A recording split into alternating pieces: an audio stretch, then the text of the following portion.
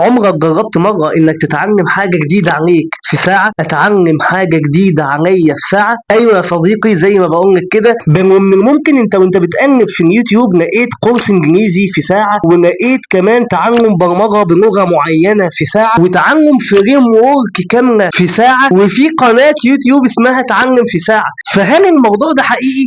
في الفيديو ده هنتعرف هل الموضوع ده حقيقي ولا لأ، وكمان هنتعرف أنا إزاي اتعلمت برنامج مونتاج ضخم في ساعة. نروح للإنترو ونرجع تاني، يلا بينا.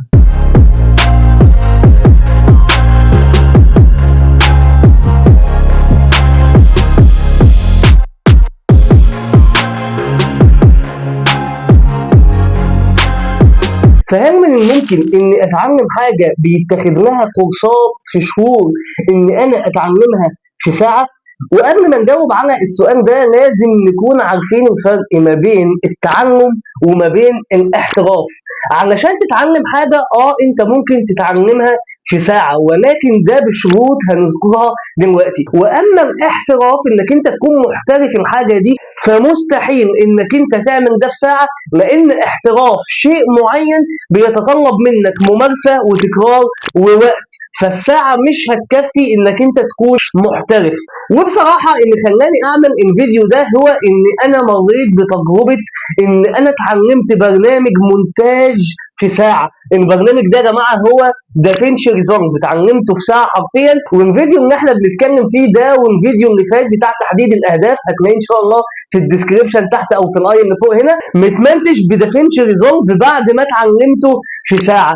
ولكن ايه الشروط اللي تتوفر في شخص انه يتعلم حاجة في ساعة؟ رقم واحد، تحديد هدف واضح. وخلوني بما ان انا مريت بالتجربة دي فخلوني ادي المثل ده عليا انا. فانا مثلا لما جيت اتعلم دافينشي ريزولف، انا ابتديت عايز اتعلم دافينشي ريزولف ليه؟ علشان خاطر ابقى عارف اعمل ترانزيشن على الفيديوز بتاعتي، علشان خاطر اعرف ازاي اكتب على الفيديوز بتاعتي وادي لها انيميشنز بحيث ان الكتابه تتحرك على الفيديو، بحيث ان انا اقدر اعمل زوم ان وزوم اوت بكل سهوله من دافينشي ريزولف. وكمان اللي بيميز دافينشي ريزولف ان هو متخصص قوي في تلوين الفيديوز، فده اللي خلاني اتطرق اني اتعلم دافينشي ريزولف. فانا حطيت الاهداف ده كلها قدامي وقمت انا عاوز فيديو ساعه يعلمني كل الكلام ده. وده اللي هيتطرق لما تحط انت الاهداف دي تكون واضحه قدامك، ده اللي هيتطرق لرقم 2 الا وهو البحث عن المصدر المناسب. بمعنى لما تحط الاهداف الواضحه دي، اكيد انا مش هدور في فيديو يقعدني ساعه وفي الاخر انا مش هتعلم الكلام اللي انا عايز اتعلمه، ان انا اصلا حطيته كهدف ليا بعد الساعه دي اكون بعرف اعمل الحاجات دي. ولكن انا هبتدي ابحث عن المصدر المناسب ليا اللي هيعلمني الحاجات دي، فببدا ابحث واقول والله انا عاوز فيديو يعلمني كذا في ساعه، وليكن مثلا شيئا ما بقى، مثلا كورس انجلش، برنامج جرافيكس معين، ايا كان، تمام. وببدا ان انا بخش على مثلا فيديو من الفيديوهات، ببدا اعرف الفيديو ده بيتكلم عن الحاجات اللي انا عاوزها ولا لا عن طريق حاجتين: يا اما انا بجري الفيديو على طول كده علشان افهم النقاط اللي المحاضر بيتكلم فيها واقدر اعرف ده مناسب ليا ولا لا، يا اما بعض الناس بيكونوا مقطعين الفيديوز بتاعتهم وبيكونوا حاطين لكل تقطيعه من دول عنوان، فانا ابقى عارف كل تقطيعه من دول بتتكلم عن ايه. والله لو الفيديو تمام وبيتكلم عن الحاجات اللي انا عاوز اتعلمها فهدوس في الحته دي، او هبتدي هاخد الفيديو ده كساعه ليا هقعد اذاكره واشتغل على نفسي فيه. رقم 3، التركيز التام والبعد عن المشتتات. اكبر مشتت ليك لما تيجي تقعد جلسه مذاكره زي دي او جلسه تطوير الذات في تراك معين هو الموبايل بتاعك. لازم تكون متاكد قوي انك انت قافل كل اشعارات الموبايل، قافل كل النوتيفيكيشنز، وكمان حاطط الموبايل بتاعك في وضع الايربلان مود علشان خاطر ما يبقاش ليك اي تشتت في مثلا اشعار او نوتيفيكيشن يجي تتشتت تماما. وعلشان ترجع من وضع الفلو بتاع التركيز بتاعك تاني دي هتاخد وقت على ما ترجع تركز تاني في النقطة اللي انت كنت بتذاكرها. فأول حاجة هتساعدك في التركيز البعد عن السمارت فون بتاعك في جلسة ساعة المذاكرة دي. وإن كان تعمل فيديو ان انت بتذاكره على الموبايل، يا اما ممكن تعمل له داونلود من اليوتيوب، يا اما انك انت زي ما اتفقنا نكون طبعا كده كده هنكون قافلين كل الاشعارات، الاير كمان مود متفعل معانا، ولكن من الافضل هو انك انت تعمل من فيديو داونلود على اليوتيوب علشان خاطر تقفل الواي فاي تماما من على الموبايل بتاعك وتبدا تركز في ساعه المذاكره دي. وحاجه كمان ساعدتني جدا جدا جدا جدا جدا، يعني زي ما انت شايف كده جدا كتير، انك انت لما تيجي تذاكر وتقعد جلسه ساعه مذاكره زي دي، تنظيم المكان اللي انت هتقعد فيه، ما يبقاش المكان متلعبك وما يبقاش فيه حواليك تشتتات كتير بحيث ان هي ممكن تصرف بصرك او تركيزك عن ان انت بتعمله وتلاقي نفسك والله سرحت في اي تشتت حواليك. حاول دايما تخلي المكان بتاعك ستيبل فاضي والدنيا فيه تمام علشان خاطر تركز فقط في ان انت بتعمله. رقم 4، ودي بقى يعني عايز اقول لك من اهم الحاجات اللي اتوفرت فيا وانا بتعلم دافنشي ريزولف، علشان كده قدرت ان انا اتعلمه في ساعه. وما ينفعش انك انت تخش في حته زي دي الا لما رقم 4 دي تكون متوفره فيك، انك انت يكون عندك خلفيه مسبقه عن اللي انت هتذاكره. بمعنى انا لما انا جيت مثلا اشتغل في دافنشي ريزولف او اتعلم دافنشي ريزولف وكنت لسه اول مره اتعلمه بقى مواجهه مختلفه عن البرامج الثانيه وي، انا كان عندي يا جماعه خلفيه مسبقه عن ادوبي افتر افكت وعن ادوبي اوديشن وعن ادوبي بريمير وعن ادوبي فوتوشوب. انا اشتغلت الكلام ده قبل كده وعارف معلومات كتيره عنه، او على الاقل اكون عارف اساسياته. فلما دخلت في دافنشي ريزولف انا كان كل الاختلافات بالنسبه لي ان الواجهه متغيره، لما المحاضر يجي يشرح يعني ايه كي فريمز ما بقاش انا قاعد هو ايه كي فريمز ده، لا انا فاهم ان الكي فريم عباره عن انتقالات مثلا من نقطه لنقطه وفاهم الدنيا، لكن ازاي بتتعمل في دافنشي ريزولف ده اللي كان واقف معايا. فبالتالي لما كان الراجل كان بيجي يشرح حاجه زي كده فكانت بتبقى سهله بالنسبه لي. لما بيجي بيشرح الترانزيشن فانا فاهم يعني ايه ترانزيشن، لكن ازاي بتتعمل في دافنشي ريزولف هو ده اللي انا كنت بتعلمه يا جماعه في دافنشي ريزولف. فاي حاجه انت بتذاكرها او اي حاجه انت بتتعلمها في ساعه فيفضل ومن الافضل ومهم جدا يكون عندك خلفيه مسبقه بيها. انا مثلا عايز اخش اتعلم كورس انجليزي، ما بقاش انا داخل وانا مانيش عارف الاساسيات. والله مثلا في كورسات على اليوتيوب بتعلمك مثلا ليفل 1 في ساعه، فانا لو مش فاهم الاساسيات زي ما انا ما هخش الفيديو زي ما انا ما هخرج منه، والا الموضوع بالنسبه لي مش هيبقى ساعه، هيبقى اكتر من كده بكتير على ما تفهم المصطلحات وعلى ما تفهم ان كل حاجه في الفيديو. لكن لو انت عندك خلفيه مسبقه ده فعلا هيوفر عليك وقت جدا، وهنقوم ان انت تقدر تتعلم الاساسيات كويس في ساعه. رقم 5، انك انت تطبق عملي. التطبيق العملي يا جماعه وهو ده اللي فرق معايا، بدليل ان انا بقول لك ان الفيديو اللي انت بتتفرج عليه ده والفيديو اللي فات هم من مونتاج دافنشي ريزولف، انا منتجتهم على دافنشي ريزولف.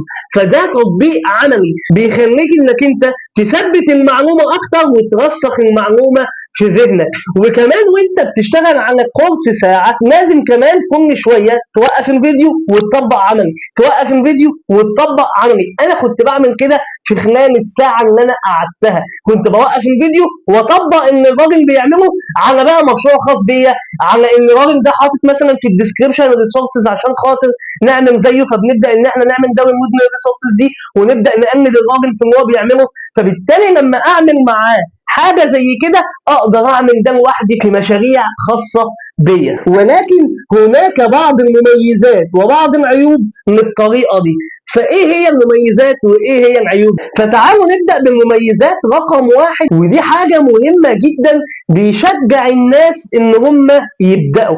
بعض الناس يا جماعه بتكون مشاكلها مش في ان هي ازاي تبدا ولا في ان هي مستصعبه الموضوع، ولكن مشكلتهم الكبيره قوي ان هي مكسله تبدا، ان هي مش قادره تقوم عشان تبدا. ولكن كل الاساسيات او كل البيئه عندها متوفره ان هم يبداوا، ولكن الكسل يا جماعه ان هم مش عايزين او مش قادرين يقوموا يبداوا.